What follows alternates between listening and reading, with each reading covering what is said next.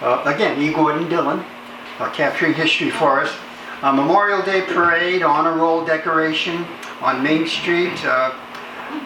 Important houses, the Sherman home, the Solomon Russell home, Kinney Block, the Dillon Feed Mill. Some photos of the Priest family on Railroad Street. Star Theater fire, the Abrams family. Potato cars leaving Salem, some snow scenes. See the Edward Savage home. In fact, I just met with their relatives from Oklahoma. They drove all the way here to look at the Savage graves and to look at the James Savage home. People have come from all over. Okay, here we go. This is when our band had uniforms.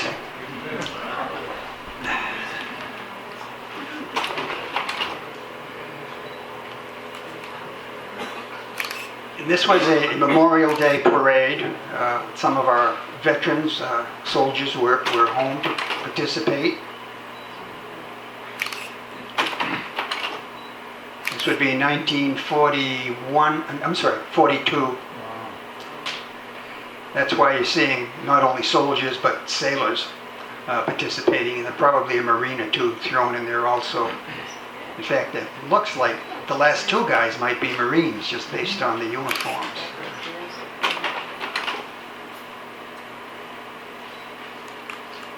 The field that you're looking at is the field across the street from the Williams Mansion, which is actually it's the field where my house is in. There are four houses now in the front of that field.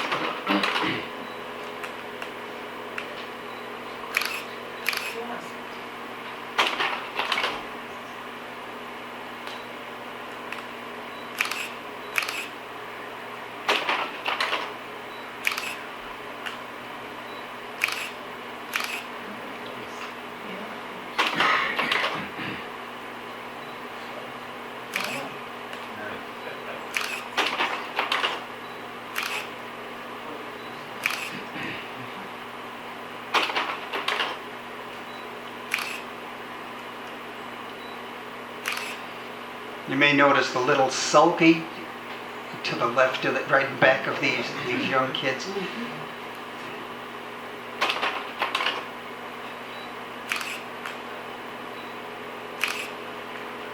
What you're looking at now is the empty corner where the Moore garage was.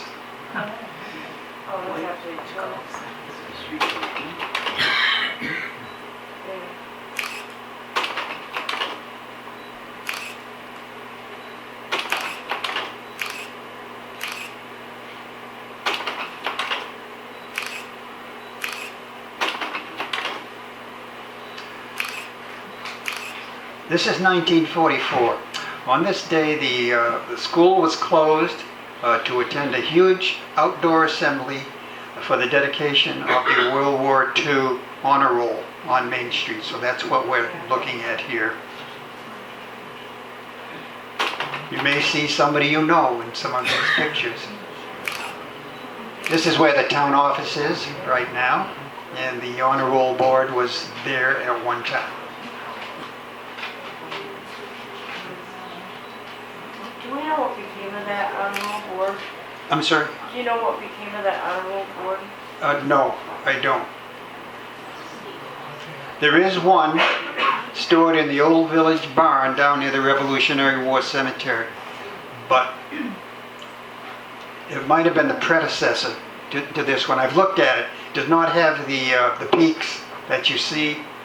The eagle, of course, is not there. The eagle is on the school property, right at that monument. So I'm not quite sure what happened to it.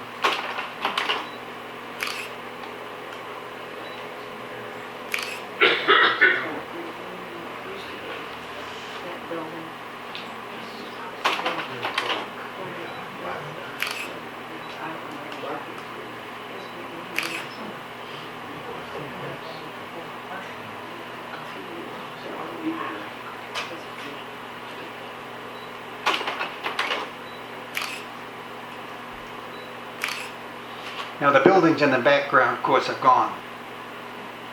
That's where the Glens Falls National Bank is. That's where the Grand Union store used to be, and now the Glens Falls National Bank is there.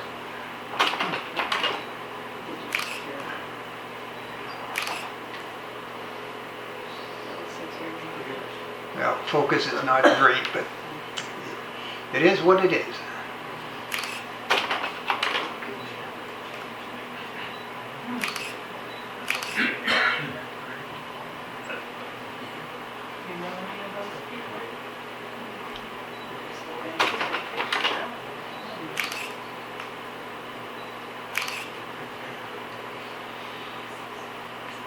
I think probably the whole population of the village, if not the town, at least the village was here, just from the looks of the numbers in the crowd.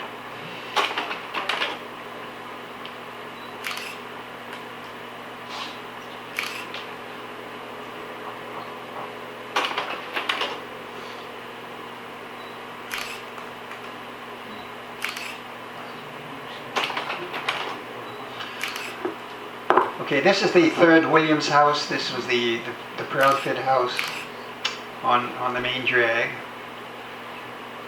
A winter shot of it. This is known as a Greek Revival style with the ornate fluted columns in front. Again, more snow. This is the Solomon Russell house. This house, actually, this is a photograph that appeared in, I think, the Woman's Day magazine, 1944, written up as a Christmas article about how the owner of the house, I believe was Cole at that time, even though you could not, you know, getting Christmas lights during World War II was almost impossible, but she felt she wanted to decorate her house, she and her husband, and that's how they decorated it.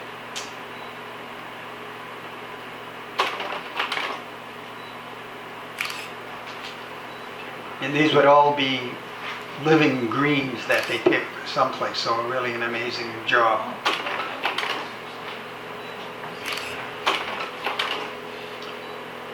Again, the main drag where some of these buildings are gone.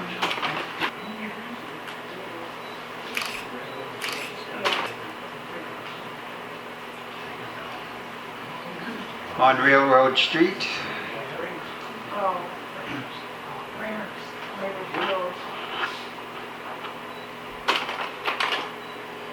These are the priest kids that lived on Railroad Street.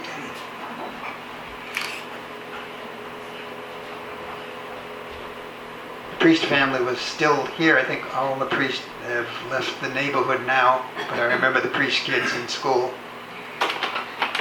Where Eastman's live now. Yeah.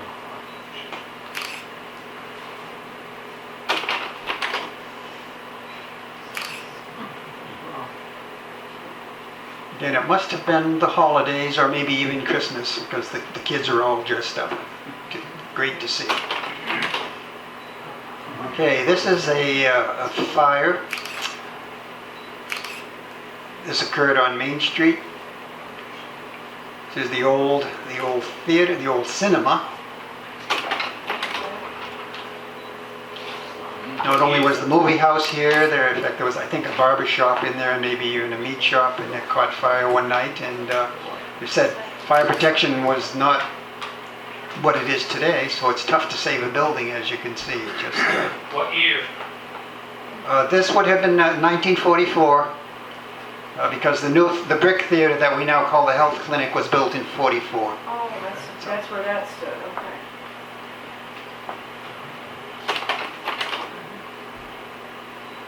Yep, a little fuzzy. And here's what's left.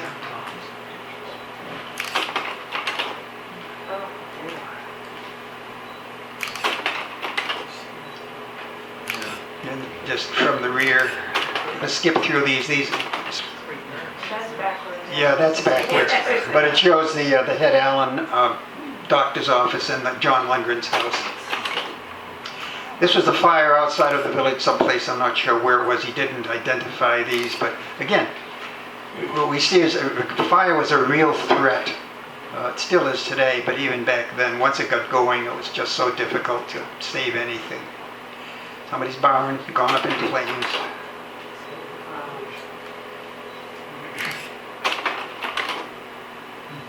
Now we're back in the village, I believe. Theater. Back to the barn. More barn. The barn gone.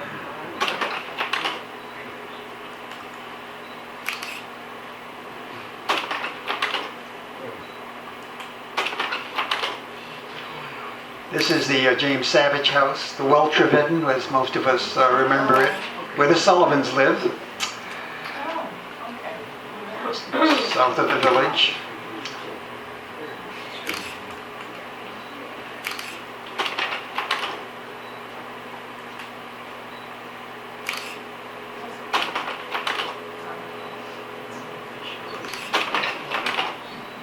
This was before they built a little wing on the right side of the house. Revolutionary War Cemetery. Skip through those, but if you haven't been there recently, go. The stones have been cleaned. Many have been repaired. Application has been made to a charitable trust for more money to repair more stones next year. But we're looking forward to bringing that cemetery up to snuff as much as possible. Al, who did the stonework around the cemetery? That was the stonework is done by let's see, Ken yeah, Joe Ferranini is his name. He's out of Hoosick Falls, professional stone restorer. Does very good work. Very expensive, but I think she meant the stone wall, Al. I think. Oh, I'm sorry. Ken Foster. the stone wall was Kent Foster. Yes. And I've asked Kent to give us a quote on the western wall, which is in really bad shape. So I'm hoping to at least find out what he thinks it might cost to put that wall back up. This is up at Evergreen, 1955. The Big Wind. This was basically a cemetery in the middle of a huge pine forest, and the big wind came along and just devastated it.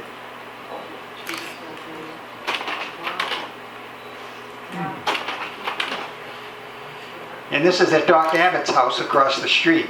Had some damage there. A tree fell on it, on the garage. Dr. Asa Fitch Jr. house on Route 29.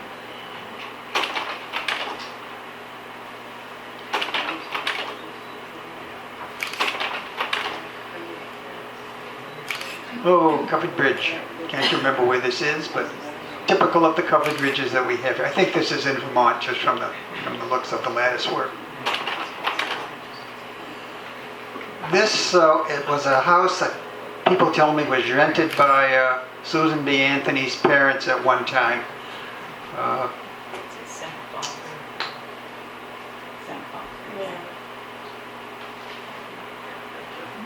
It's gone. The mill is to the left, and the mill took it down because they needed the space to recycle their products. So, and I think this the caption I have here is the Abrams family, but I'm not sure. This would be Mark Abrams and his family, and I never met them, so I'm not sure. That was the big.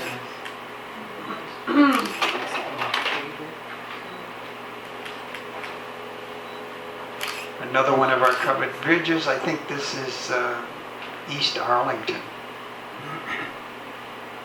No, would be West Arlington on this side. Okay, we're back at school. Question of Frankie Clark Day.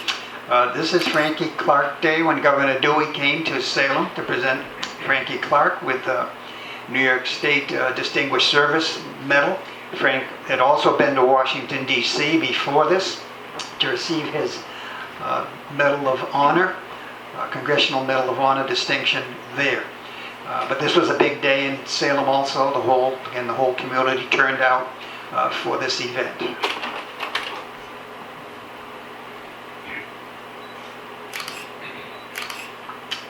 Carl, Yeah. is that your dad? No, I don't, I would say not. Okay, okay. Although the head's right. That's why I asked. Yeah. When your dad interviewed me, stupid me, somebody asked the question, what would you do such and such? And I said, no, I wouldn't want to get in your hair. Whoops.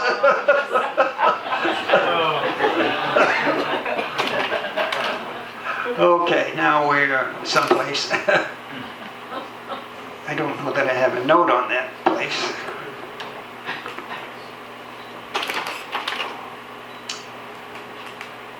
Yeah, I suspect this is over in Arlington someplace, but it's a typical British style home with a garden, sort of formal gardens and so on.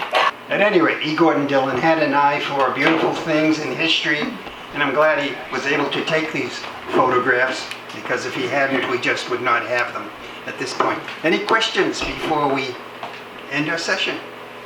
Yeah. An interesting sidebar, Dick McGuire mentioned this to me once, that he was in that first graduating class. Yes. And they came over and did the senior play and graduation in the new building. He was the last class from the old academy, but they did utilize the new school, even though it wasn't occupied yet, for the senior play and graduation, he said. Right. What about the prom? Did they do the prom there too? He didn't mention He the didn't prom. say. Okay, they might not have. But they certainly might have if it would have been in that same time frame. Right. But they were so anxious to get in there Yeah.